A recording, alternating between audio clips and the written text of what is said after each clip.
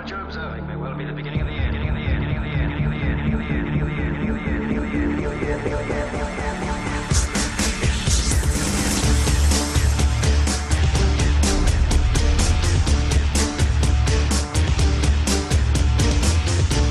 This is a war, you know, it's a full-scale war.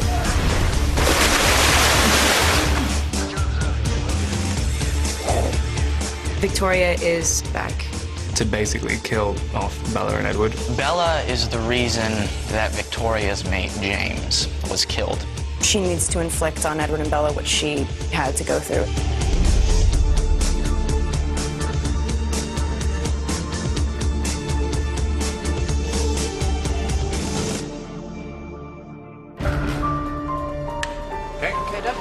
With James, it was a game. You know, it was a hunt.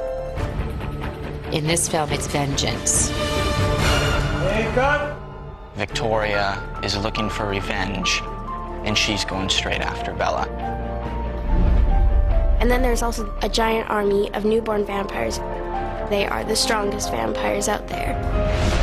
The wolves and the vampires need each other, and they're forced to create this team. Our kind is never more physically powerful than our first several months of this life. Cut. That's really nice. It's really nice. David's great. You know, each experience has been so different, with each different director kind of a whole different feeling. I think they're going to go a little more intense, a little darker. That's part of the reason why they got this director, David Slade, who is traditionally a very dark director. He's bringing it down to this really realistic level. It works really well. Were you watching that? David is very funny, which you wouldn't think if you've seen some of his other films. The guy's hilarious. Clearly in his own world, doing his own thing, which I have massive amounts of respect for. Give me an open shot. Give me an open shot. And you took it. See that? That's just not nice. We do some serious battle with some evil vampires, and our werewolf friends help us. It's a tricky situation because we're asking them to kill these vampires, but hey, can you guys leave us alone? Here's where we get into shape. We have the giant hamster wheel over here. Can you get that? I can walk down the block without feeling winded, so thank you, Eclipse. We have a lot to learn in a little amount of time, so as much time we can get with them, we train them.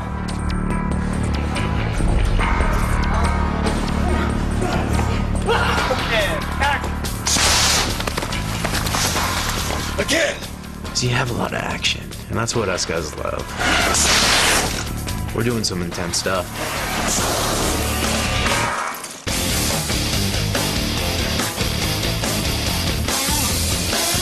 Any excuse not to be shooting.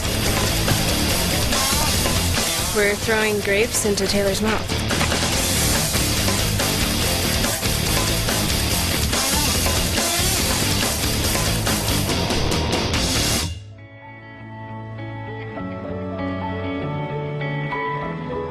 Edward and Bella, it all revolves around them. And Jacob. Edward and Bella and Jacob, the whole story. Well, the love triangle, for me, is kind of about fantasy love and reality love. I'm totally in love with my best friend, but just not as much as my true love, who obviously is Edward. She's keeping Jacob at arm's length, and it's the hardest thing for her to do because she's definitely betraying true feelings for him. I wanted her to really have to look at what she was choosing and what she was giving up, and put full weight on both of those choices before she made it. She's faced with this really complex situation where there's no black and white sort of easy answer. Will she give up her life, or will she give up her life? What will Bella do? You know, what will Bella do? Eclipse, it's neither day nor night. You know, it's kind of a turning point. It could turn back into day, or we could, you know, be thrust into darkness. You know, I think the boys will be really excited about Eclipse. There's going to be a lot more action, a lot more romance. You know, I have a lot of anticipation. You know, there's just so much energy put into this. I just can't wait.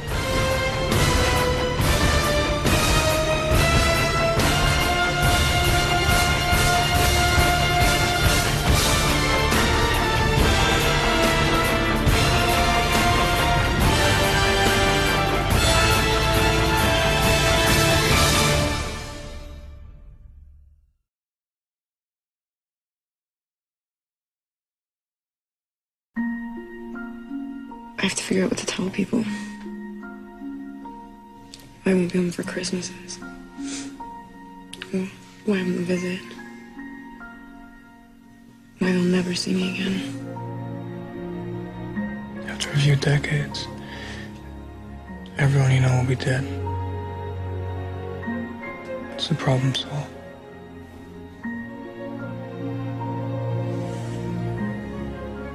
Why are you so against me becoming like you? I told you. Be honest with me. There's more. I know the consequences of the choice you're making.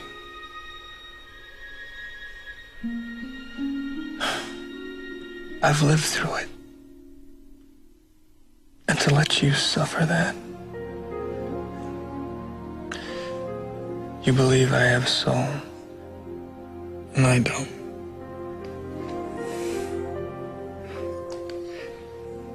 But to risk yours, just for the sake of never having to lose you, that's the most selfish thing I'll ever do.